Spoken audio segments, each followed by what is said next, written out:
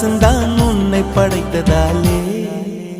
உன் பேர் சொல்ல ஆசைதான், உள்ளம் முருக ஆசைதான், உயிரில் கரைய ஆசைதான், ஆசைதான் உன்மேல் ஆசை.